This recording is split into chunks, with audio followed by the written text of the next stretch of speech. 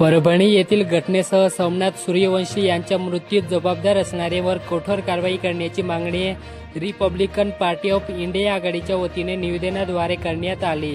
हे निवेदन नंदुरबार जिल्हा पोलीस अधीक्षक श्रवण दत्त एस यांना देण्यात आले। नवापूर तालुक्यातील विसरवाडी येथील जिल्हा परिषद केंद्र शाळेत उल्हास नवभारत साक्षरता मेळावा आयोजित करण्यात आला।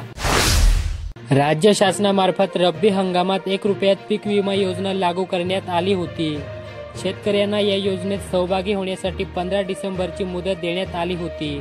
रब्बी हंगामातील गहू, हरभरा, कांदा पिकांसाठी असलेल्या योजनेची मुदत संपली असल्याने इच्छुक शेतकऱ्यांचा हिरमोड झाला। यामुळे योजनेला मुदतवाढ देण्याची मागणी आहे। राज्यात एकल प्लास्टिक वापरावर बंदी घालण्यात आली। असे असतानाही सर्रासपणे प्लास्टिक पिशव्यांचा वापर केला जात आहे। यामुळे नंदुरबार शहरात पालिकेच्या वतीने कारवाई करण्यात आली।